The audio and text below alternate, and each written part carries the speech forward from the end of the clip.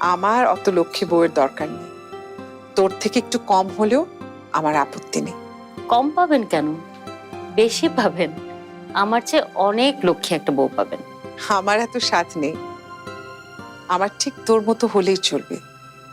তুই যেমন ঠিক তেমন তেমন।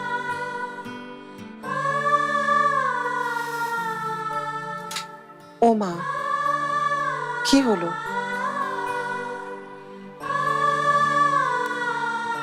কিছু না বাবু।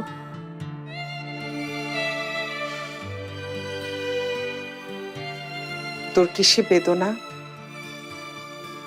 তোর কিসের শূন্যতা আমি বুঝি রে মা। আমি তোর সেই শূন্যতা ঘুচিয়ে দিতে চাই। চেষ্টা তো কম করিনি ফুপু। আমি জানি এ বাড়ির উত্তরসূরির জন্য তুই ইমরানের আরেকটা বিয়ে পর্যন্ত দিয়েছিলি। এবারে কিছু শূন্যতা কখনোই খুঁজবে না ফুপু।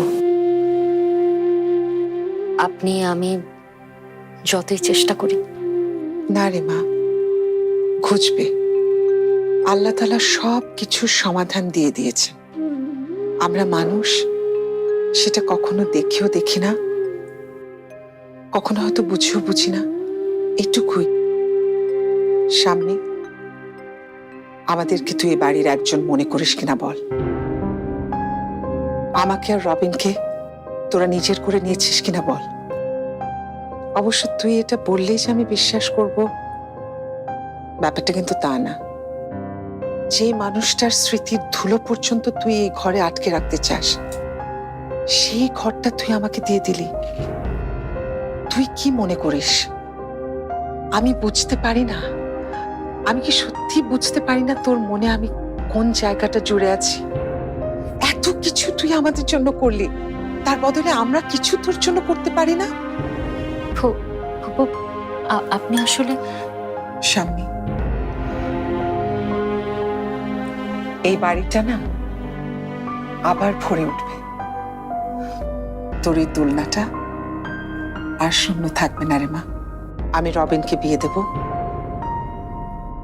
রবিনের সন্তানই হবে তোর আর ইমরানের সন্তান, আর সেই সন্তান হবে এই বাড়ির উত্তরসূরি।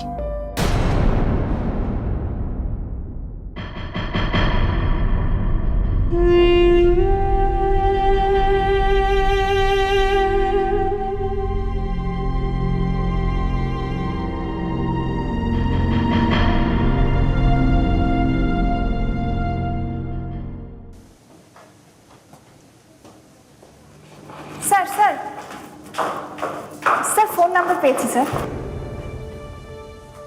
ওই যে আপনার মায়া।